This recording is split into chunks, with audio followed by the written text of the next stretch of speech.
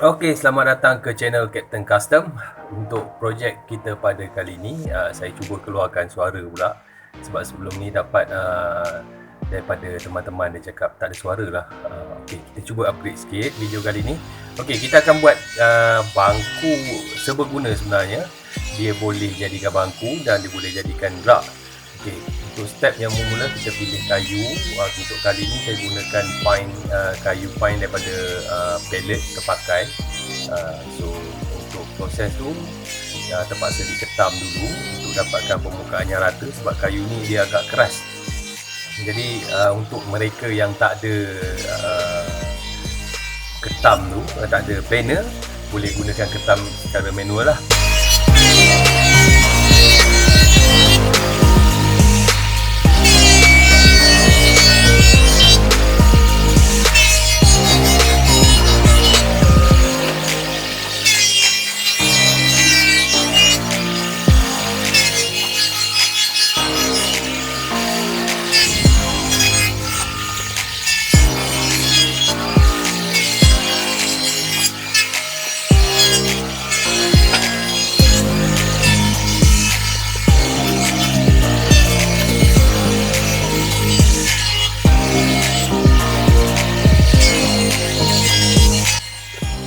Untuk projek pada kali ni saya plan menggunakan planer ni untuk 4 permukaan je supaya dapatkan permukaan yang rata lah. Kayu ni agak keras, jadi untuk menjimatkan penggunaan sanding getah pasir untuk tujuan finishing.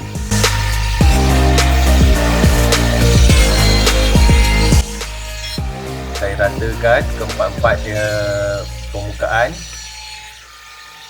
Try dapatkan yang serata mungkin lah. Untuk kaedah yang saya gunakan ni sebenarnya tak berapa sesuai, sebabnya kalau ikutkan untuk dapatkan sudut tepat pada kayu tu, sebab kita nak cantum dua kan. Kalau dapatkan sudut tepat tu kita kena gunakan jointer, manakala saya tak ada jointer, saya shortcut menggunakan semua sekali dengan planer saja.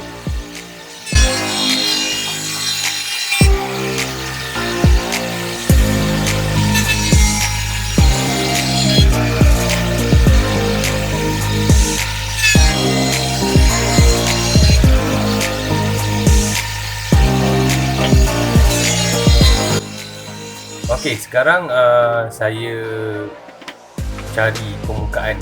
Tujuan saya ni untuk setting, tengok permukaan mana yang sesuai untuk digunakan sebagai permukaan atas, yang mana permukaan untuk dijadikan sebagai yang bawah lah. Okey, saya kali ni sebab dia banyak lubang paku, jadi saya yang lubang paku yang besar-besar tu semua saya kalikan ke bawah supaya tak nampak dia pada pandangan. Sebab konsep untuk finishing untuk finishing kayu ni saya cadangkan untuk menggunakan kaedah Shoshugibban, iaitu kaedah bakar.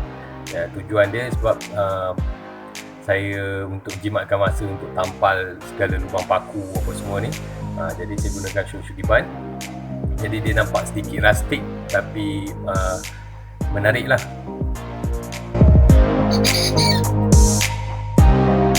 Okay, sekarang saya menandakan semua sekali untuk bahagian yang mana hendak dipotong, bahagian mana untuk dibuang. Okay, saya tandakan semua.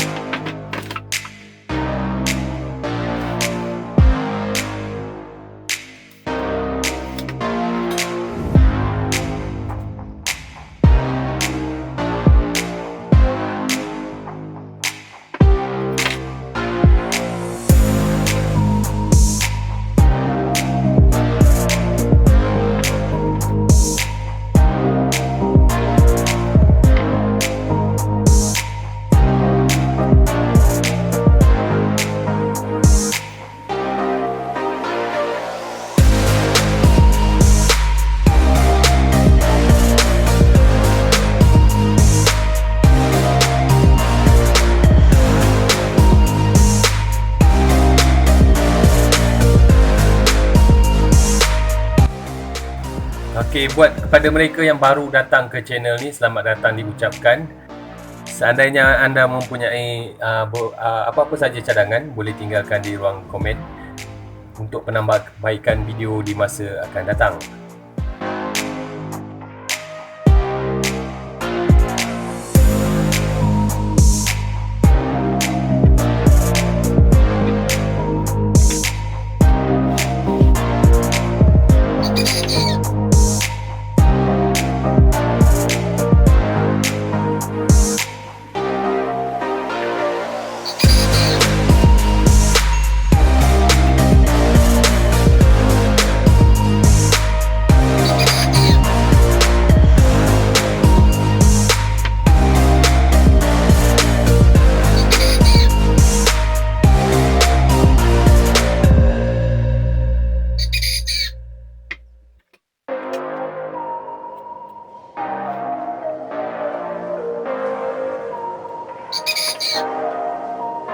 Okey, sekarang apabila selesai menanda semuanya, kita akan potong ikut sukatan yang telah kita tanda tadi.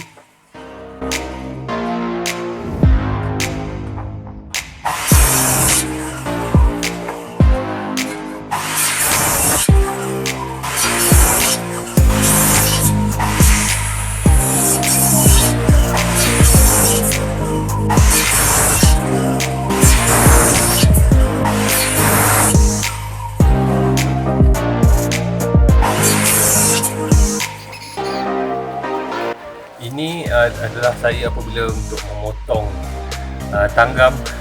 Satu-satunya tanggam yang saya buat adalah untuk bahagian permukaan, supaya saya nak kayu tu dia ada nampak sambungan dia sedikit kat sebelah atas lah, nampak. Dan lagi satu tanggam ni untuk mengukurkan, sebab untuk sambungan yang lain-lain saya hanya menggunakan pocket hole. Jadi untuk bagi dia kekuatan, saya pilih untuk gunakan tanggam.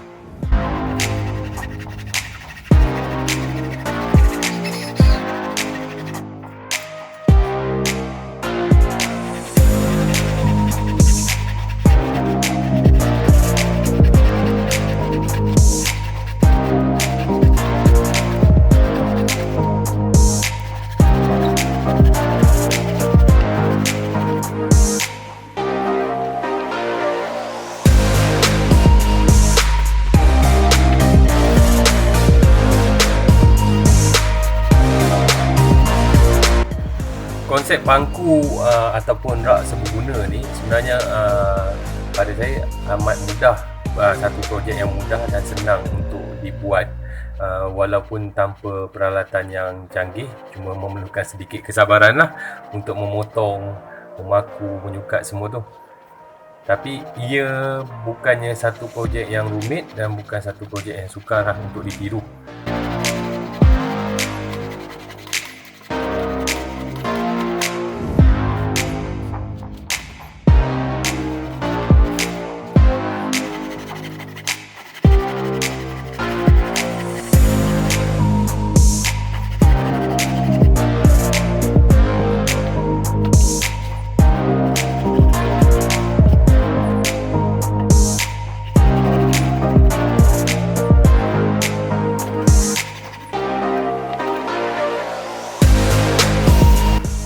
Okey, ini adalah tekniknya. Untuk sambungan-sambungan yang lain saya menggunakan kaedah pocket hole lah. Di sini untuk jig yang digunakan ni boleh dapat secara online, Shopee, Lazada ataupun mana-mana. Ataupun kalau rajin dan rasa berkemampuan, tuan-tuan boleh buat sendiri sebenarnya jig ni.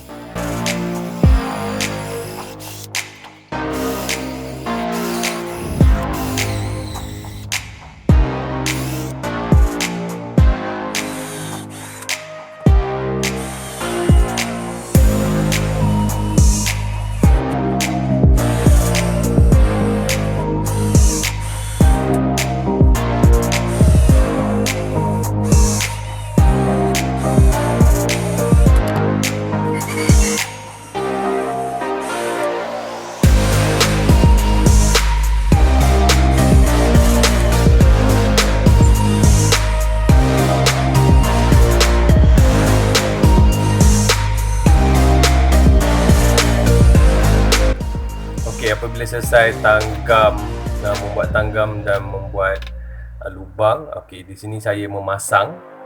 Untuk pengetahuan, setiap sambungan saya lekatkan dengan gam kayu dulu. Gam kayu ni ada banyak jenis dan boleh didapati di mana-mana hardware.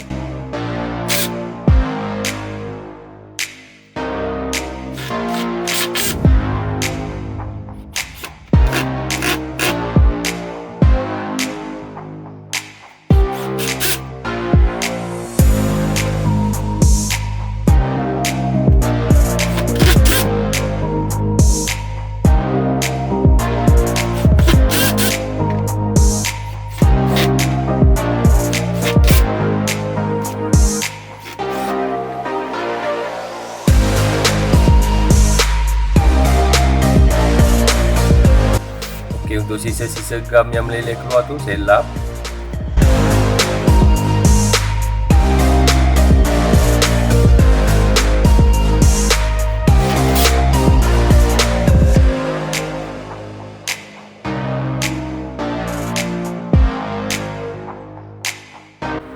Kaedah pocket hole ni sebenarnya pada saya agak kuat sambungan dia, di mana dan satu lagi kelebihan yang saya dapati adalah kedudukan skru tu kita boleh sembunyikan. Jadi kita letak di bahagian belakang ataupun di bahagian bawah, dia tidak ketara.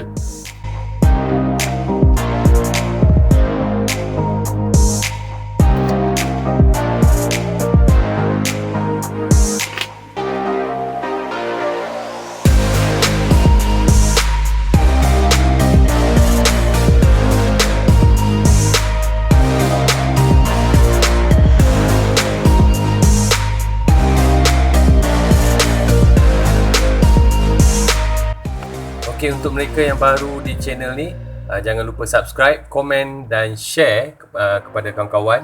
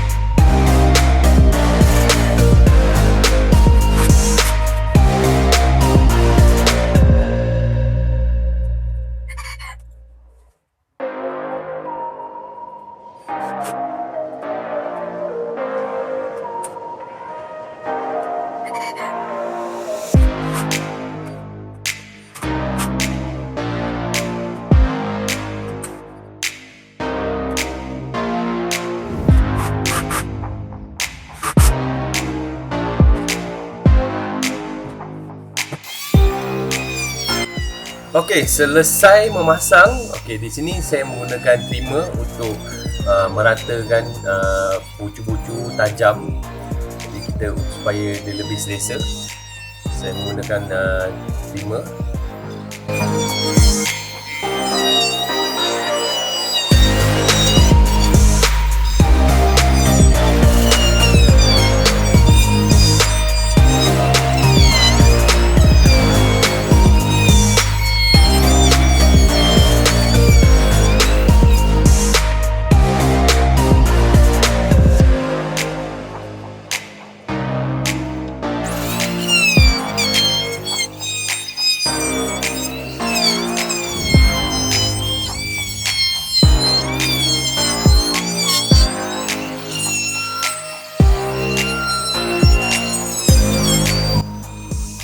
saya ratakan ke semua bucu daripada atas, bawah, tepi, semua.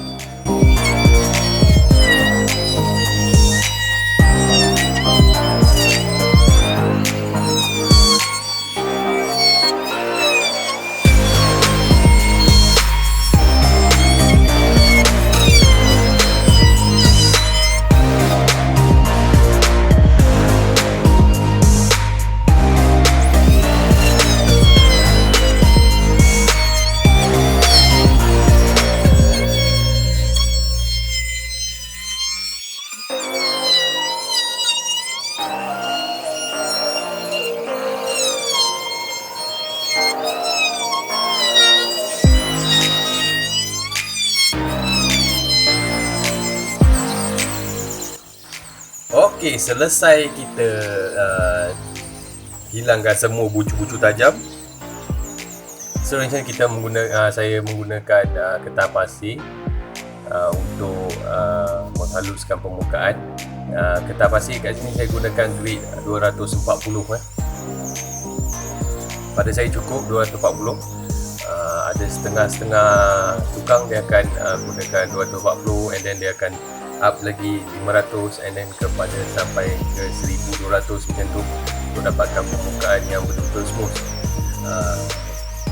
Untuk projek kali ni saya menggunakan teknik Shoshogiban, jadi pada saya tak memerlukan untuk sampai licin sebab saya nak nampakkan dia agak-agak ala-ala rustic gitu.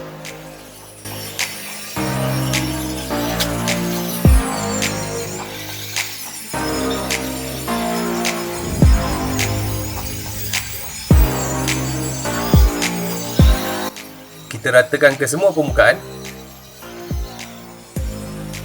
untuk mendapatkan hasil yang maksima.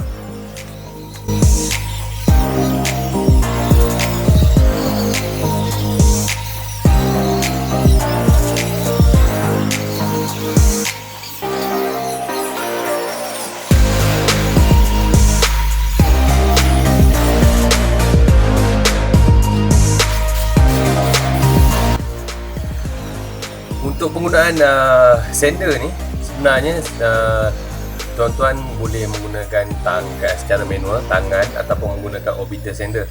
Cuma saya menggunakan grinder yang ditukar pad untuk sanding pada saya sebab dia lebih cepat lah. Kalau untuk orbital sander dia lambat sikit, tapi risiko kerja yang cepat ni sebenarnya kalau kita salah tuning, kita kemungkinan untuk merosakkan kerja kayu itu tinggi. Jadi kena berhati-hati kat sini. Untuk kalau siapa yang perasan, setiap kali saya menggunakan sander, saya akan sambungkan kepada switch dimmer. Tujuan dia adalah untuk mengurangkan kelajuan RPM sanding tu. Jadi kita adjust kelajuan dia supaya tak terlampau laju lah.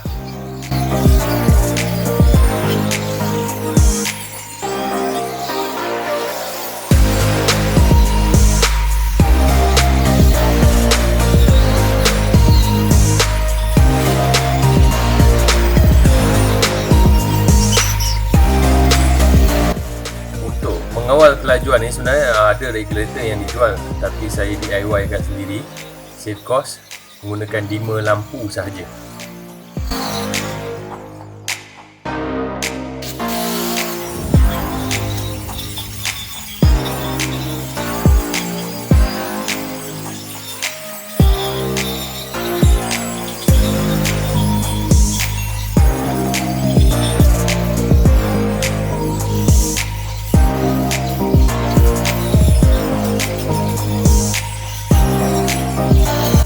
Sedikit peringatan untuk penggunaan grinder ni kita dalam dunia tukang ni dah jumpa banyak macam-macam kes penggunaan grinder. Cuma kalau boleh, bukan kalau boleh lah, saya sangat-sangat tidak menggalakkan untuk penggunaan mata pemotong kayu pada grinder. Sebab grinder ni dia tak ada switch untuk release. Jadi seandainya terlepas ataupun mata tu terlucut, risiko kepada pengguna sangat-sangat tinggi. Dan ini telah dibuktikan dengan banyak kejadian yang kita boleh nampak.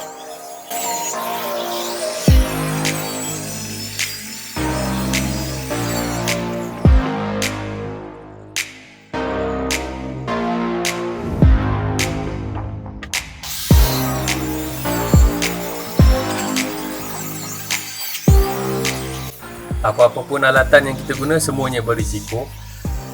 Pastikan diguna dengan cara yang betul lah.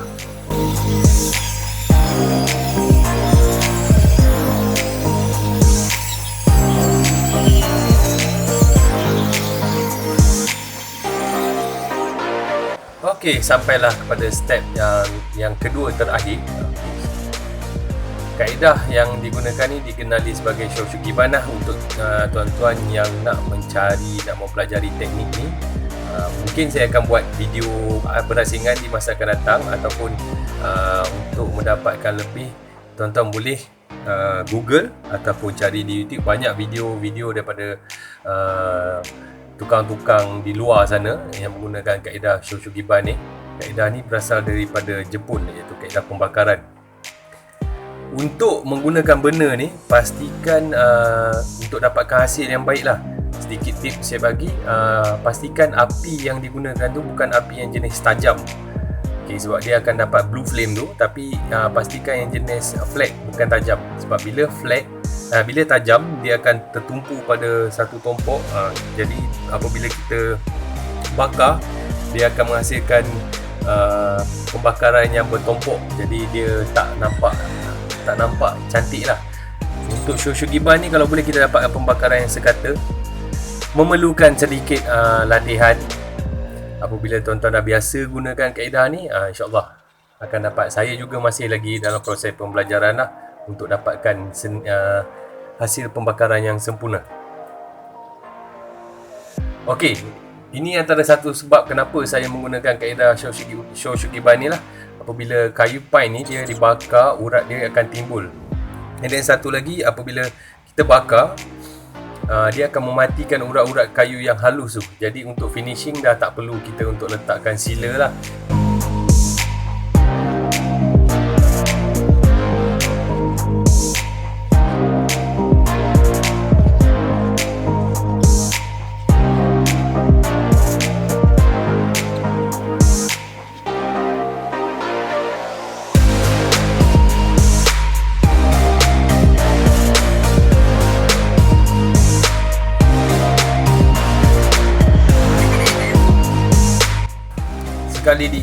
Sekali lagi diingatkan untuk berhati-hati ketika menggunakan teknik ini, sebab kita menggunakan api secara terbuka, dan kebiasaannya nyalaan api biru tu tak berapa nampak. Jadi kalau boleh elakkan kita kendalikan di kawasan yang mudah terbakar, cat ataupun spray ataupun thinner, turpentine. Dan sedikit tips untuk dapatkan pembakaran sempurna, kalau boleh elakkan kawasan yang berangin. Okay, supaya bila angin ni dia akan kacau flame tu. Bila dia kacau flame tu, dia akan kacau kita punya ni, reaksi dia tak berapa smooth. Pastikan untuk finishing Shoshugibban ni, kita pastikan pertama permukaan disanding rata, diketap pasirkan supaya rata dan halus. And then kita akan gunakan Shoshugibban, kemudian baru kita akan gunakan finishing gloss.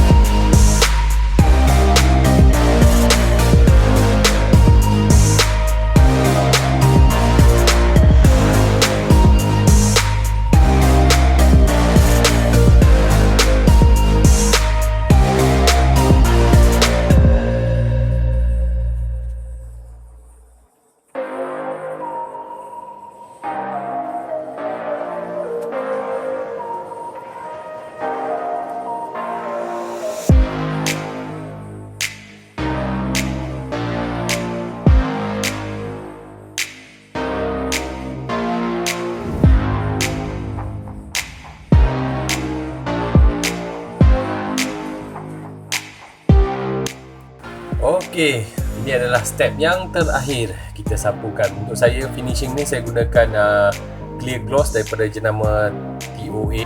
Maafkan saya andai footage ini terlampau pendek sebab saya tak perasan bateri kamera mati.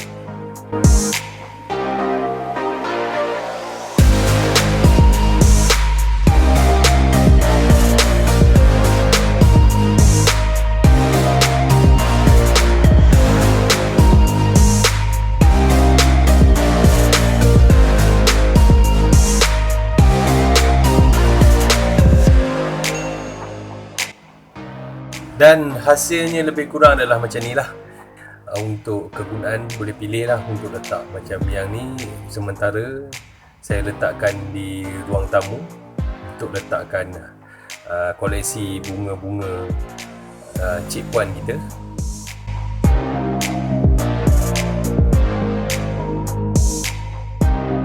Terima kasih diucapkan lagi sekali kepada mereka yang telah menonton. Jangan lupa subscribe, like dan share. Kita jumpa lagi di video akan datang. Apa lagi? Moh lah betul Kang.